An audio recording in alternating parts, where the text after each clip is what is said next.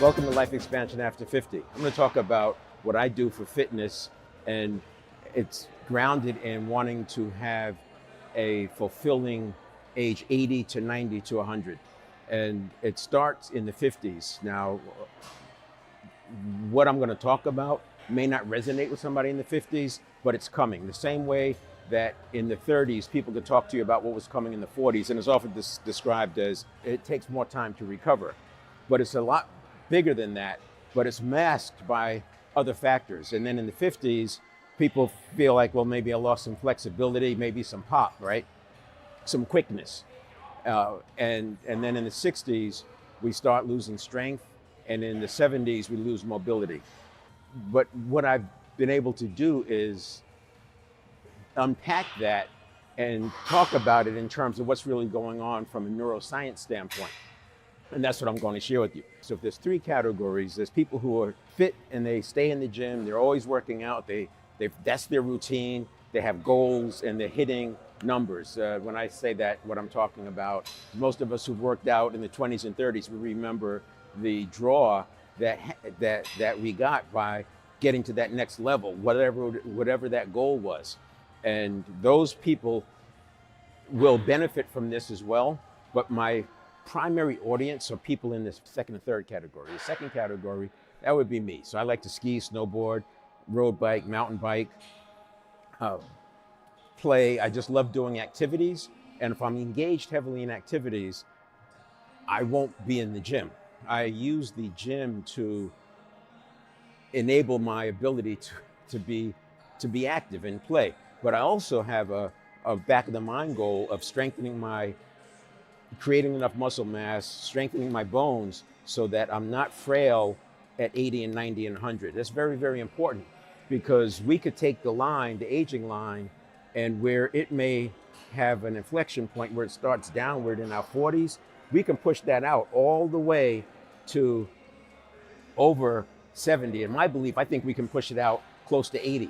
And that's part of what Life Expansion After 50 is about, to start pushing on that and providing information so people can make their own choices. And then the third group would be the people who are sedentary. So what I'm going to talk about today, it really helps with the second and third group, but the first group is going to benefit. So again, the first group, active, been in the gym, goes to the gym regularly, hits the numbers, they're happy with their goals. The second group, and maybe even has a trainer. The second group, people who are on and off for a variety of reasons, whether it's work or, in my case, play. But the point is, there's always this start and stop. It's really helpful for that group. And then the third group is that group that is sedentary, hasn't really worked out. And this could include people who've been fit and they're not now, got caught up in raising families, working, etc. But if they got down on a bench, they couldn't press anywhere near what they used to be able to, and maybe have never bench pressed at all. So those are the three groups. And what I decided to do for Life Expansion After 50 is not document, but follow along, shadow my process for getting back on track. So we just finished the snowboarding and ski season.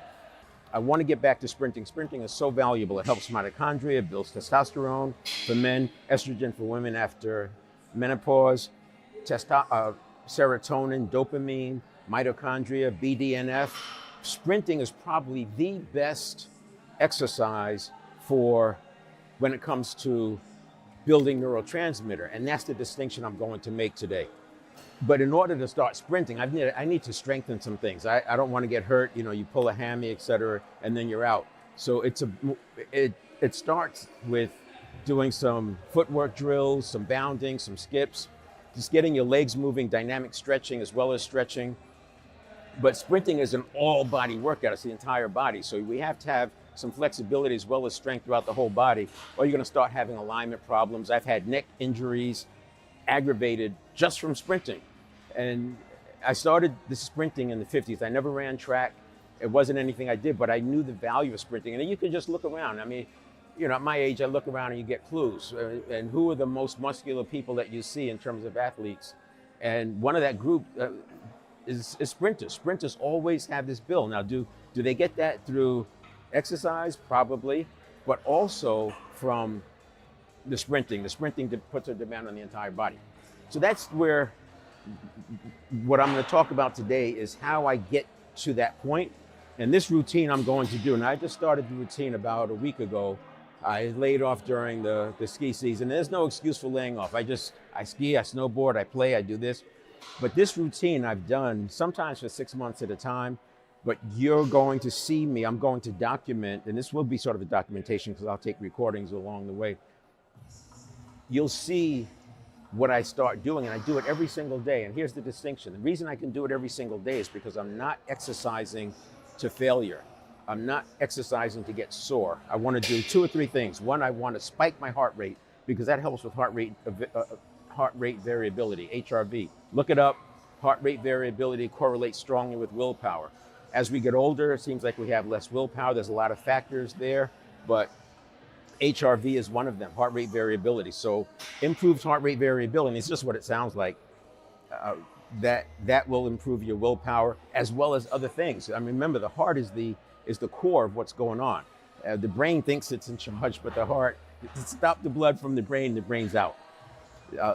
It also helps with neurotransmitter. So you probably have seen charts or data that says after 30 and then 40, testosterone is dropping and dopamine is dropping. Dopamine and testosterone both drop at least 1% per year, which means by the time we're 50, we're missing dopamine, we're missing testosterone, which makes it harder to build muscle.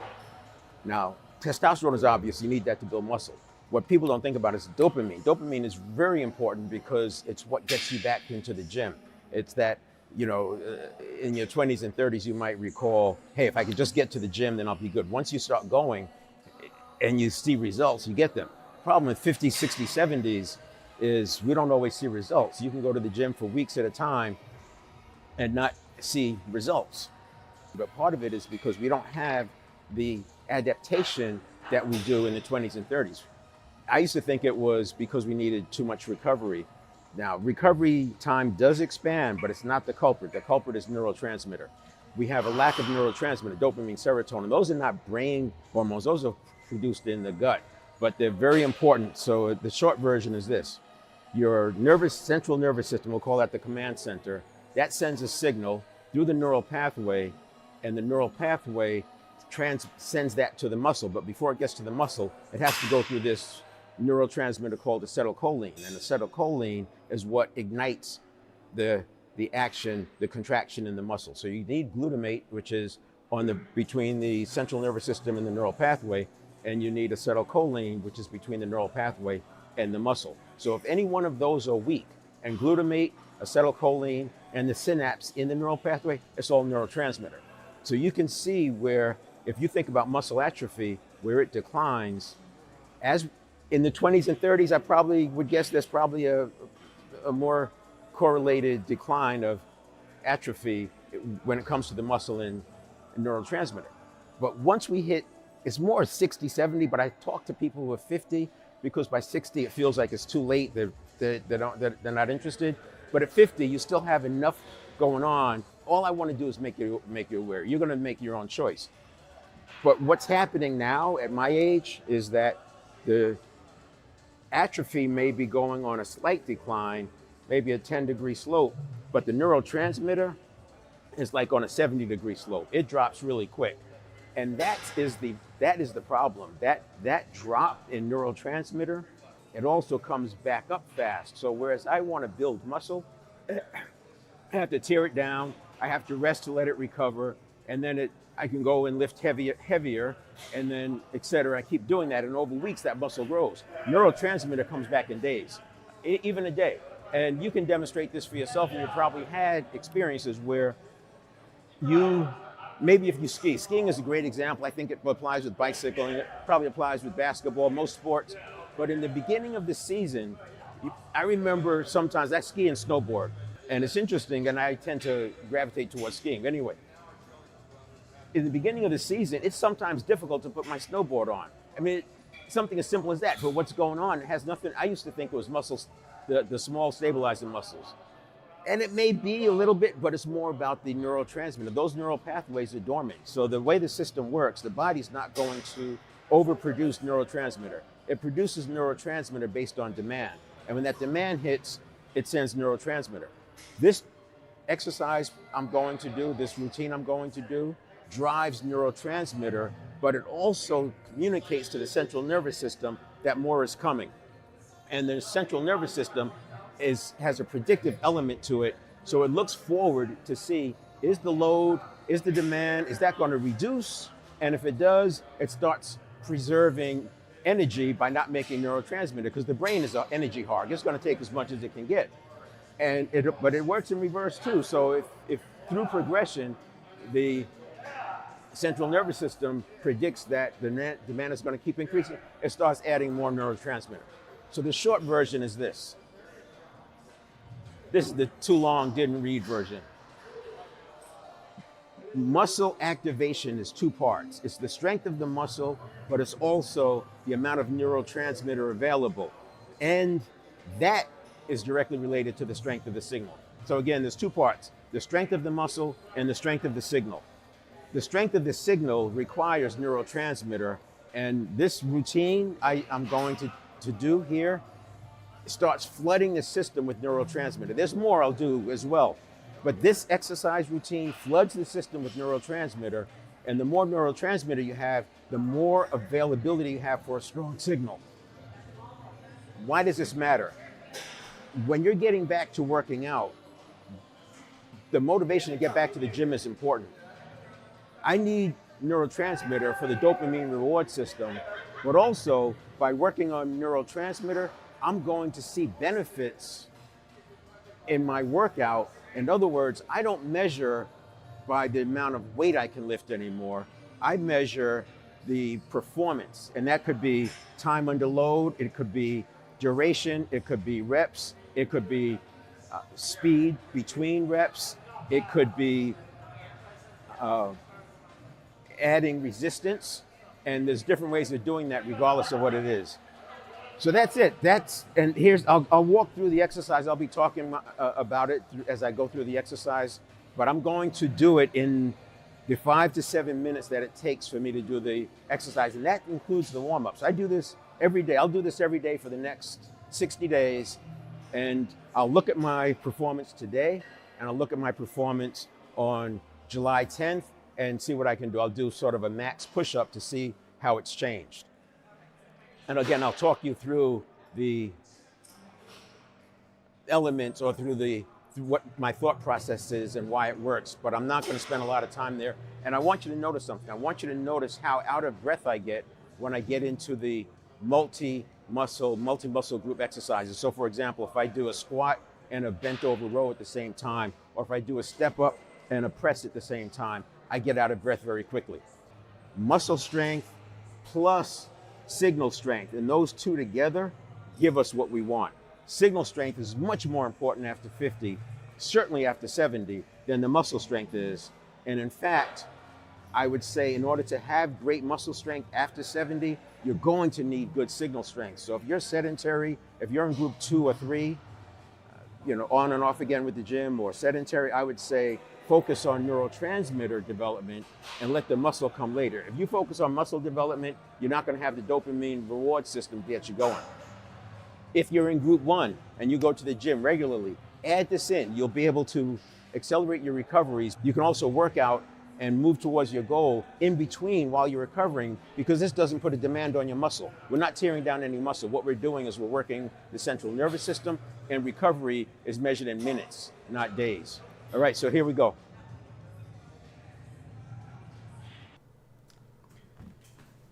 So in the beginning, I start off with bouncing on the 𝗏𝗁. This gives me a chance to warm up, and it gets the blood moving.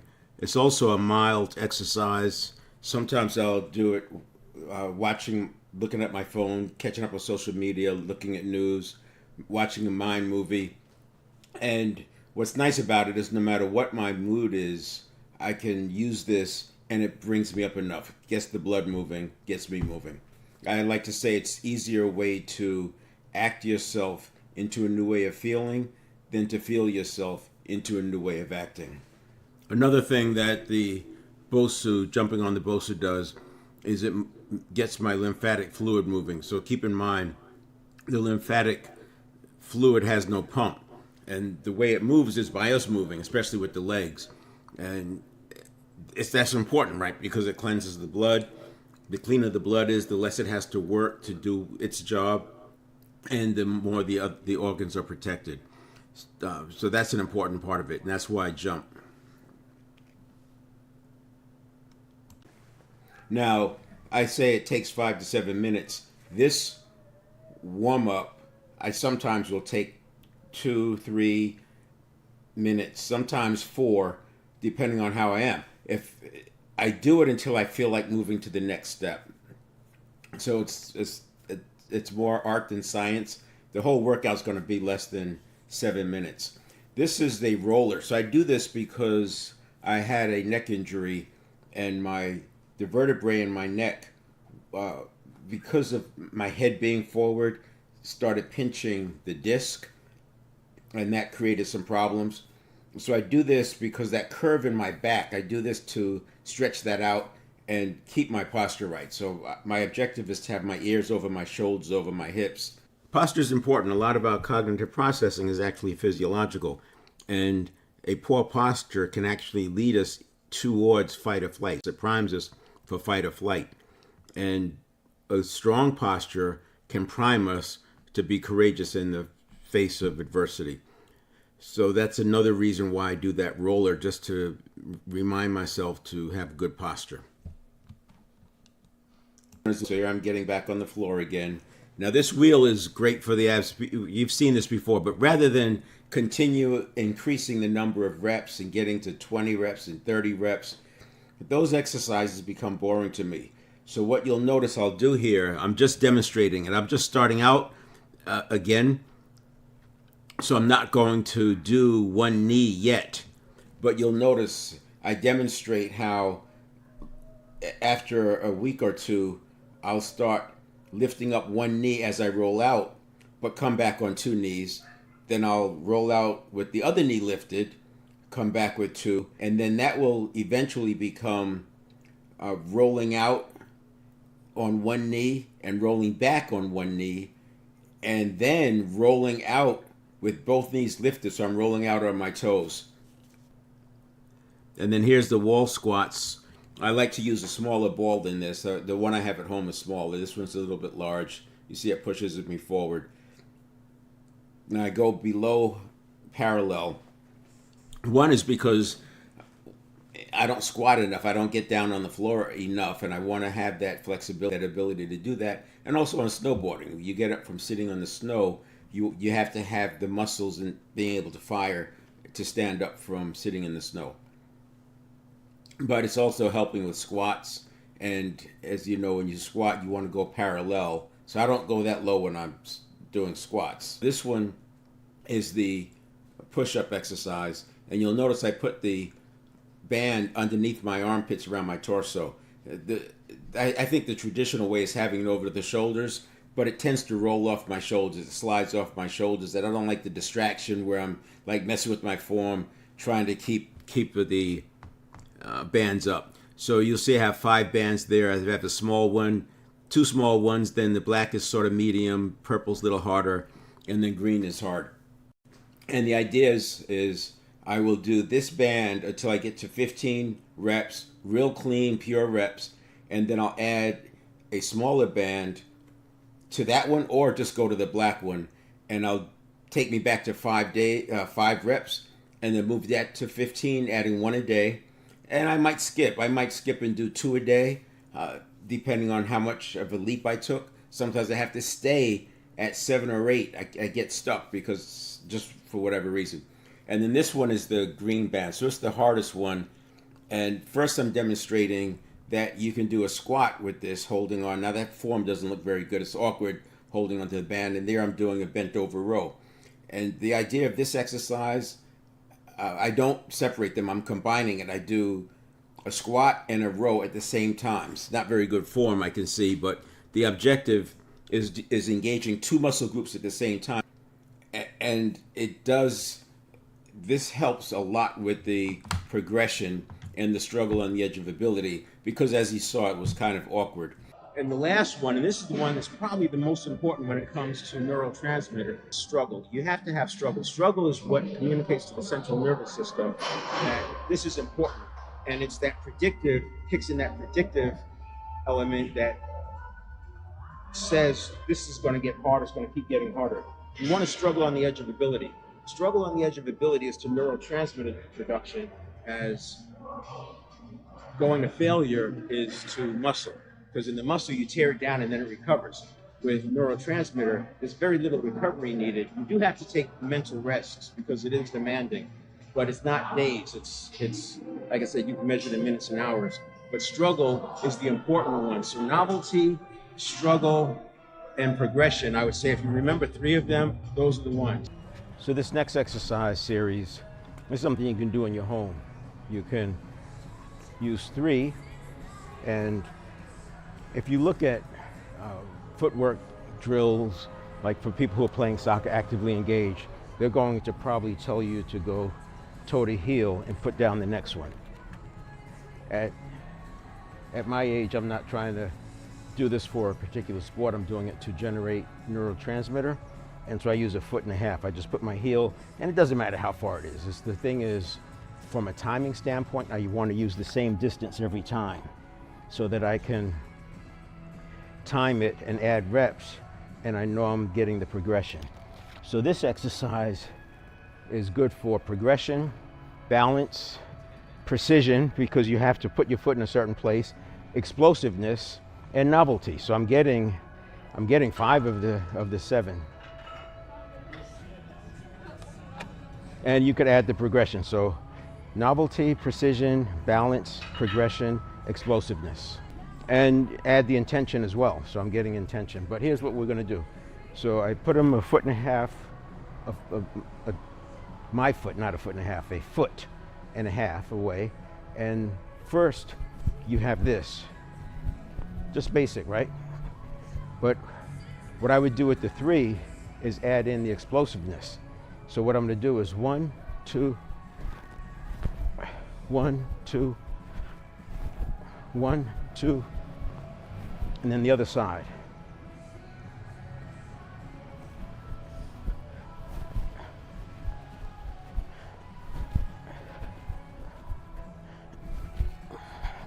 Now, this is a good exercise for you to demonstrate how well the neurotransmitter activates and how quickly it activates, because if you do this exercise, you may only be able to get part of the way to that 3rd cone.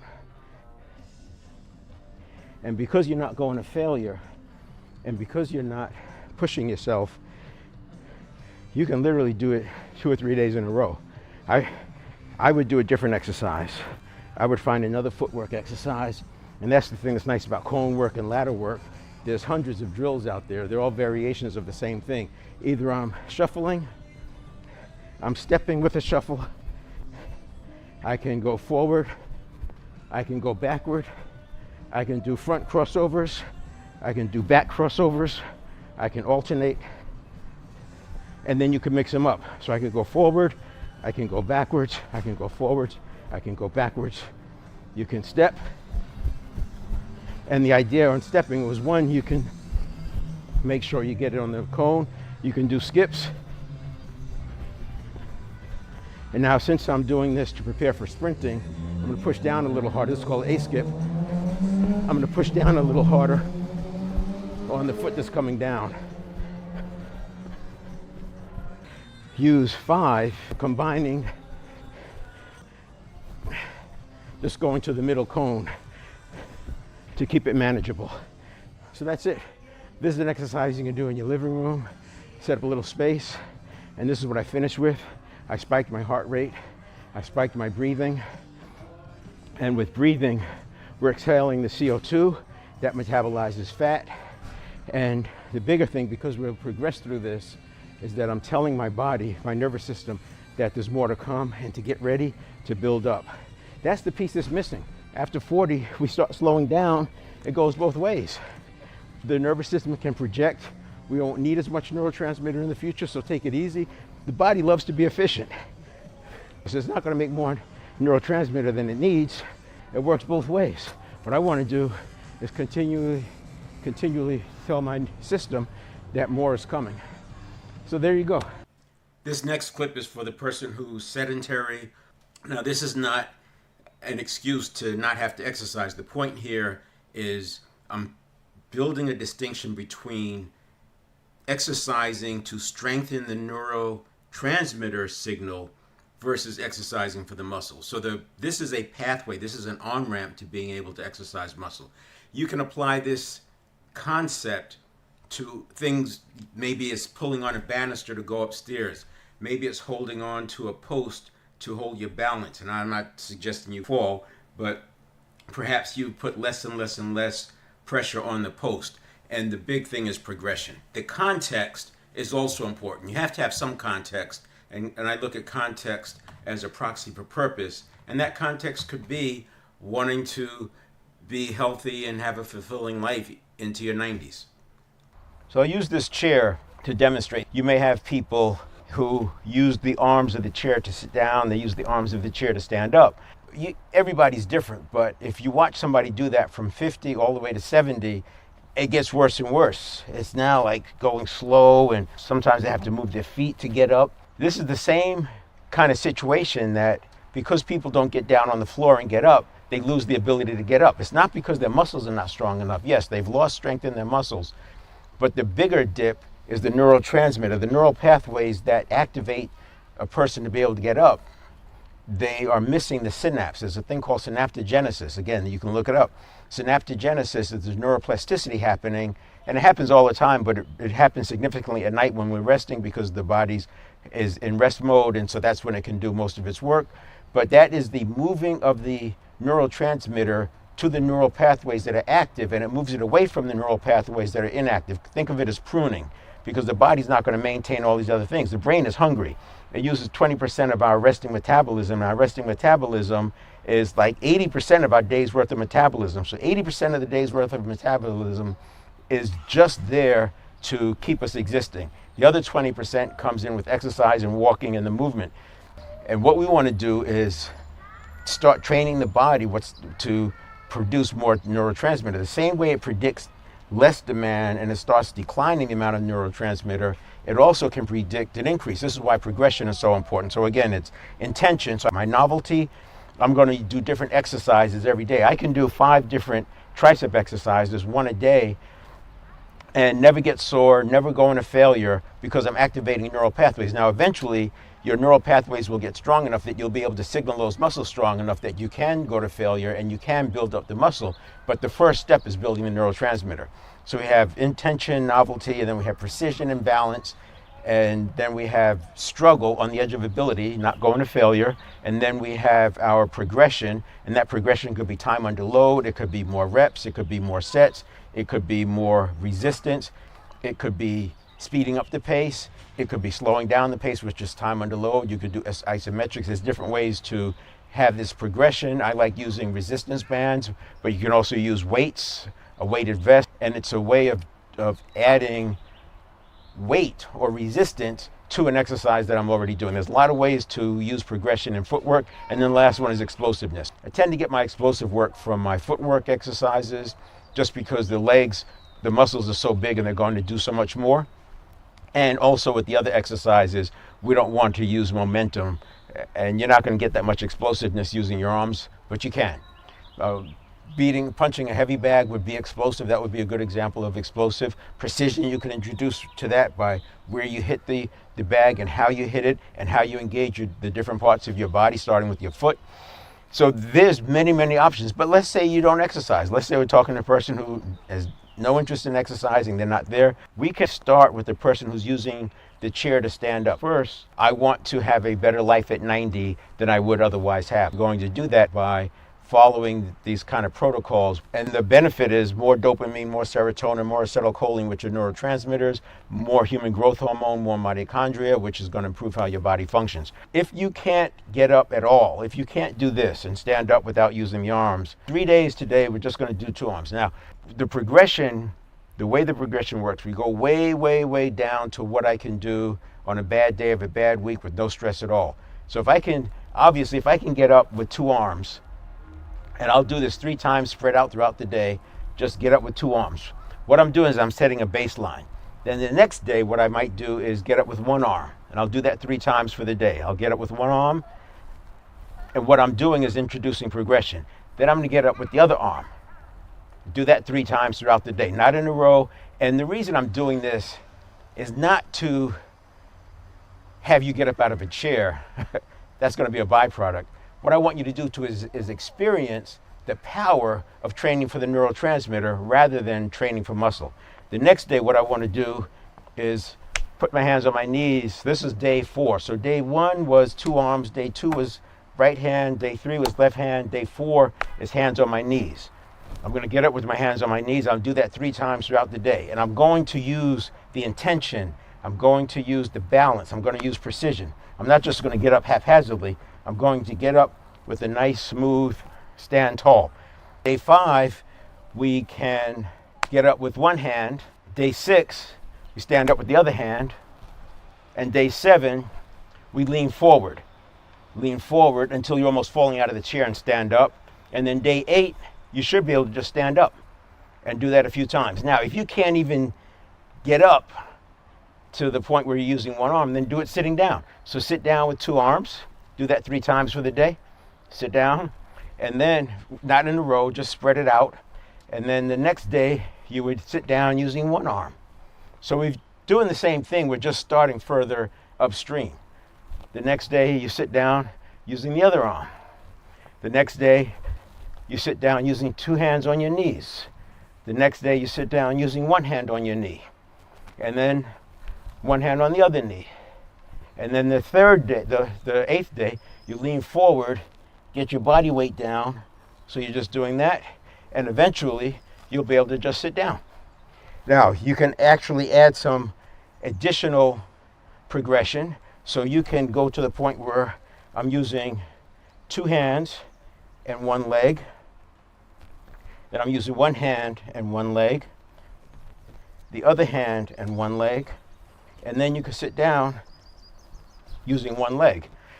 And that's just another way of doing the progression. Then you could do it with weights. You could add a weight. Keep going with the progression. Now, there's going to come a time where it flattens out, and that's as much as the neurotransmitter improvement is going to impact.